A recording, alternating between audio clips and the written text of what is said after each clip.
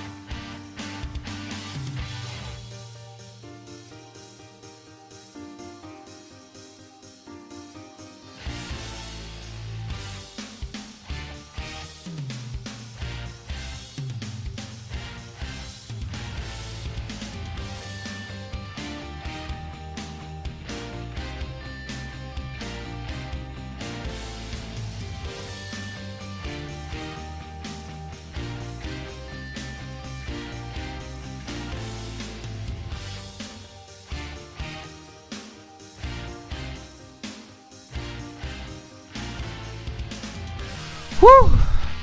Jeez, I think I need a break after that one. Here is set 75292, the Razor Crest, in all of its glory. It is a massive LEGO set. But I will say this, although being time consuming to build, I started when it was daytime and now it's nighttime, it was fun to build, I will say that. So, before we get into showing off too much of the ship, there is one thing I forgot to mention about the Razor Crest set. It does come with a code to unlock the Razor Crest in Star Wars The Skywalker Saga, which I will include right here, if you're interested in the code in order to unlock it. So first, let's talk about the minifigures this set comes with. Of course, the Razor Crest is going to come with the Mandalorian. Very, very cool. You know, I was a fan of the actor who plays the Mandalorian in some of his other shows. It's Pedro Pascal, and he just does a great job, and I think he was a good pick for the Mandalorian. So there's the Mandalorian. Next character that comes in the set is just kind of a character we've seen before. It's just a scout trooper, a scout stormtrooper. nothing too special about him here. He's got the normal angry clone trooper head, the scout trooper helmet, scout trooper armor, and then just a little blaster in his hand. My favorite is going to have to be the Child. Now, this is just a tiny, tiny little minifigure, and it is so, so cute. Look at how small it is. Those aren't regular minifigure hands. It's not a regular minifigure body, so this is a custom mold. The head does fit onto regular minifigure pegs, but it is a little shorter. But it is just really, really cool. The next character we're going to talk about is Greef Karga. Now, Greef Karga is played by Carl Weathers in the show on Disney+. I'm a big fan of Carl Weathers. He always does a really good job in anything he's cast in. Now, Greef Karga, the character, is actually the head of the Bounty Hunters Guild, and the Mandalorian gets a lot of bounties from him. It's actually where he gets the bounty to go off and find the Child, or Baby Yoda, as some people call him. Greef Karga does come with 2 blaster pistols, and I really like the detail on the body. He does come with, I believe he's got 2 faces, yeah. So he's got a serious face, and he's got kind of a halfway grinning face, and I left him with the grinning face. Very cool, Greef Karga. And last but not least, it's going to be some people's favorite character. We have IG-11, or as I like to call him, the Nanny Bot. IG-11 was actually sent after the Child in, I think it was the second to last episode is when we first really introduced IG-11 in The Mandalorian on the first season. He comes after the Child. What ends up happening is he gets reprogrammed by the Mandalorian and Cara Dune to be the nanny bot for the Child, and I just absolutely love the bounty hunter droid nanny bot. It's very cool. Now, as far as this actual minifigure, it looks like it's a standard droid body with standard legs, some standard arms. The head is a little different, because if you look here, it's just one of those claw pieces, and then you stick that pointed cylinder piece in there with the barrel piece, which actually has the head printing on it, and then you clip that onto the droid body. All in all, very cool little minifigure here. Alright, so let's get to the fun stuff. Let's talk about this ship. This ship took me just hours to build, but it's well worth it. It's a very cool little model, and it's a very cool set. So we're going to talk about the right side of the ship first, or the starboard side of the ship, since it is a spaceship. We'll call it starboard and port. You open it up, right underneath the cockpit here. This is actually like a little medical bay. Some people may argue it's supposed to be like his bedroom, but I'm pretty sure that's a medical bay with everything on the walls there. So that's actually a bed. You just set your little minifigure in there. Next up, down the line here, open it up, and we have carbonite prisoner storage. So this is, well, now I've forgotten his name.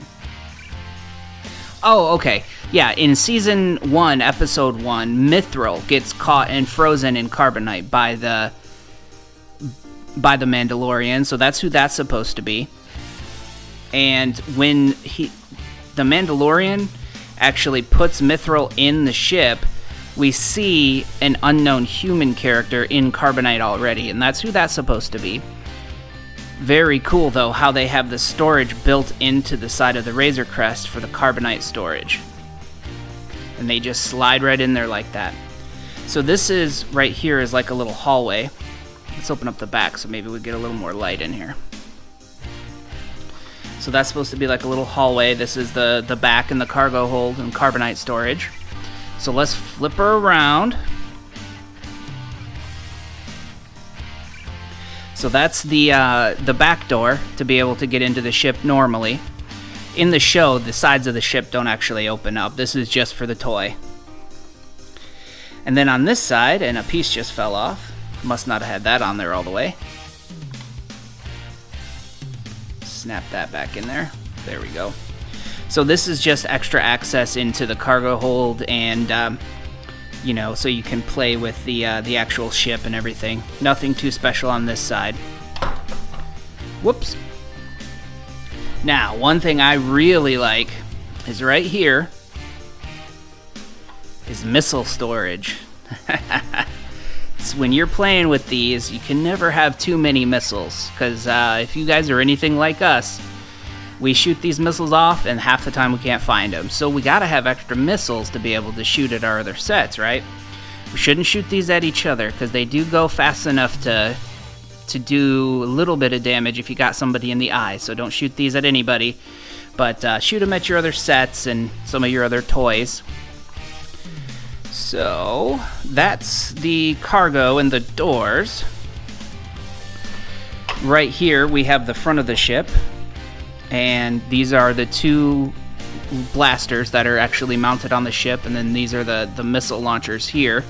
These are the engines, the engine pods. Very cool. One of the most interesting, awesome parts about this set is it actually does come with an escape pod. So the escape pod comes out, and this is supposed to be like a little one-man escape pod. So if you take, for instance, the Mandalorian, he's supposed to stand in there like this. And then you take this, put it back on, and then he can look out that little window. Very cool. I love the addition of the escape pod. They do a great job of using every square inch of this model in the build in order to, you know, add extra little features. If you don't have the escape pod in, it does leave kind of an unsightly little gap or hole in the top, but you know, if you're like me, you would leave it in there most of the time unless you're actually, you know, playing with your set and have a specific thing happening. Now, in order to launch your missiles, there are these little grate pieces on the side. So what you do, I'm going to try to show this off the best I can. What you do is you press down on the little grate here, and it launches your missile. That's one thing I really like. When you put your missile back in, it actually pops that back up, and it's ready to go. You have one on each side. Now, last but not least, we can talk about the cockpit. I am not a huge fan of how they did this cockpit. So you have to actually remove the whole cockpit, even though it has these hooks here, like it looks like it would open, but you have to actually remove this whole cockpit piece in order to gain access to it.